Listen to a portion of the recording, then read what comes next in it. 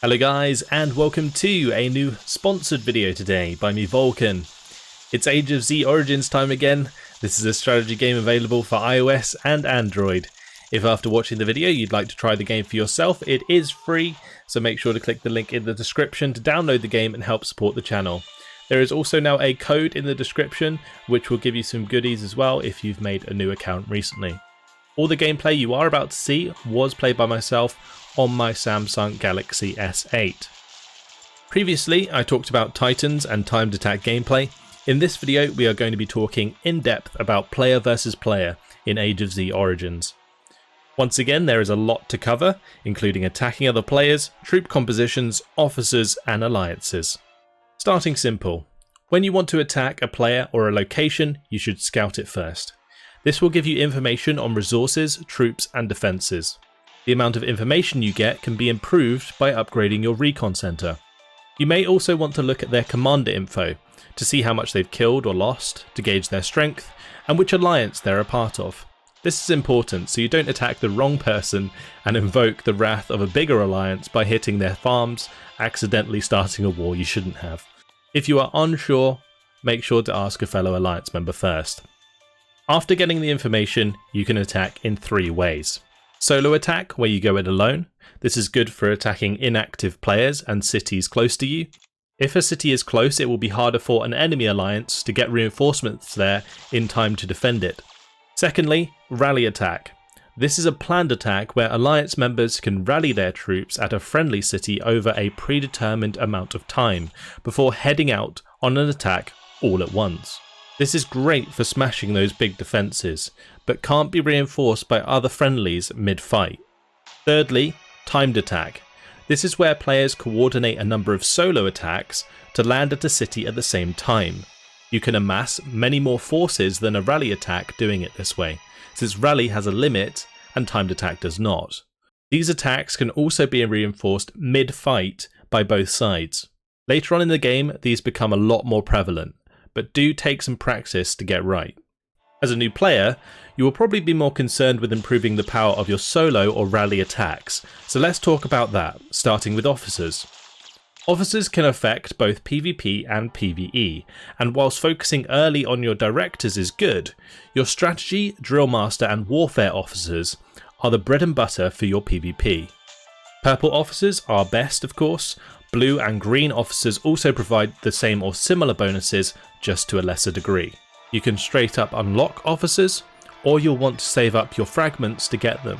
These can be found through the recruit officers option on the command center, exchanging in the distribution center, buying packs from the store, or even events.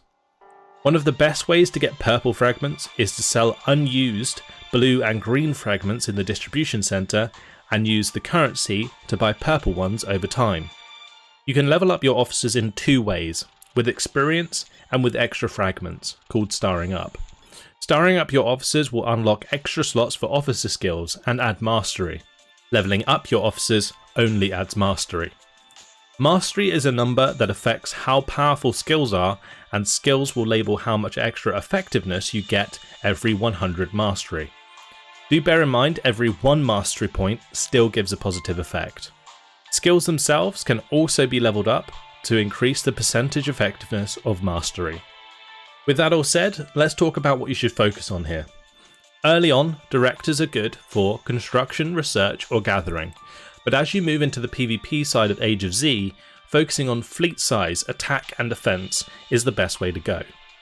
Under strategy, Major Morgan and Saki are best for increasing your fleet size, which in turn increases the power of your attacks, whilst Laureline and Sergeant Barney are good for when you want to recruit fast during peace. Officers like Bravestar, which provide a boost to max wounded, are useful when you know you are going to take a big hit, or get a bloody nose hitting someone else, limiting lost troops. Drill Master is a relatively new type of officer, with only 2 options. Both reduce the attack of your opponent, and getting a Drill Master ASAP is something I'd recommend, with Catty being the better one. Then we have Warfare. These officers are more or less split into 2 categories, attack and defense. Officers like Kingsley and Big Dog are specifically for buffing your army when your city is under attack, and should be appointed during these times. Officers like Alexandria and Stormbow can increase the defense of your armies at all times, even when attacking, to help reduce the damage you take. The rest are all-out offense, with siege army attack bonuses being specific to hitting another player's city. I'm an aggressive player, so you can see I have one officer that gives me bonuses to siege army attack, Panda Jack, and 3 that increase overall attack, Butterfly, Zeus and Tifa. Knowing the best officers to have equipped at the right time is very important for success. For skills on warfare officers, I'd recommend long range attack, defense and HP bonuses. This is a theme that I'll continue to reinforce as we move on. Let's talk about troops and troop compositions. There are many troop types in Age of Z Origins, but for PvP there is a generic focus: long range. Troops like snipers and cannons should be a priority in recruitment in your early stages using the camps and factories. Occasionally also recruit shredders or tanks, whichever is your highest level. Aside from that, in your advanced workshop you will want shielders and EMP cannons once you can recruit them. Sometimes you will want to top up your other troop types, so you can always add at least one to your armies. This is where troop composition comes in. It's commonly known amongst more experienced players that when attacking, 50 to 100 shredders or tanks should be used in your front row. In your back row, max out your highest level between snipers and cannons first, and then add the other until the army is full. If you want an extra punch, make room for EMP cannons, and if you think the person you are attacking has a good defense, add some shielders to help your front row hold a little bit longer. Every other troop type should only use one unit. The reason for this is to waste your opponent's volleys of damage on a single unit after they break through your front row, leaving more time for your back row to do damage before they get hit and have their own numbers reduced. There are of course always exceptions to the rule, and your alliance may have a member that focuses on gunners or rocket launchers to increase their flat out DPS or specifically hit the backline first, reducing the enemy damage output. It all comes down to good scouting and planning, but the fleet composition I've suggested is a good start. With long range in mind, it's important to research toward long range. Attack, defense and HP research all help your hundreds or thousands of snipers and cannons do damage and stay alive longer, which also means more damage.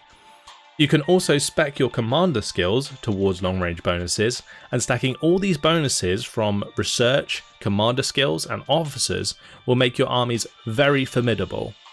Upgrading your garage is also important and will increase the size of the fleets you can put out. It also unlocks unique techs for fleets which allow them to carry more loot, move faster in PvE and also keep wounded on attack where otherwise you'd lose your units. At certain thresholds, the garage will also allow you to put out more than one fleet at a time. Let's now talk alliances. Finding an active alliance is very important for the longevity of your time in Age of Z. Activities such as securing elite mines and gathering from them can't be done unless you're part of an alliance to begin with. Your alliance will need to have a flag that determines territory. If an elite mine overlaps your territory, it is yours. You may find that when your alliance expands, you will have to attack other alliance flags to remove them before reinstating your own. These can cause pretty big fights if both alliances want the mines badly enough. There are also big cities towards the centre of the map, and fighting and controlling these can give your alliances nice bonuses, or even control over the entire nation as the president, in the case of the capital. Before you concern yourself with these bigger objectives though, there are a few things I'd recommend for being part of an alliance. The first is to communicate with other members of your alliance in the alliance chat. I personally picked up so many tips and tricks from other players this way, many of which I'm sharing with you today. Secondly, contribute. You can donate resources to help your alliance technology. These technologies give bonuses to everyone in the alliance and are very worthwhile investing into. Same goes for the Alliance Institute once your alliance has one. The currency to donate to this is acquired from group activities. Thirdly, challenge the elite zombie to help get your alliance free rewards. Fourth, give people in the alliance as much help as you can, and then others will do the same for you. Finally, look out for alliance battles, both PvE and PvP, and get involved. These can provide some fantastic rewards, and the bigger battles are great fun, and there is nothing more satisfying than decimating your opponents as a team. Now that about sums it up for what I wanted to talk about today. Remember, you can also increase your combat power by upgrading your titans and investing into your biochemical lab. Getting your dispatch center and embassy leveled up for bigger rallies and defenses may also be important too. Once again, if you'd like to try the game, make sure to check the link in the description to download it and use the code to get yourself a head start. The PvP is great fun and I'd encourage you to give it a go. I hope this video has shown you some more of the depth in the PvP of Age of Z Origins. Thank you very much for watching, and I'll see you in the next video. Goodbye.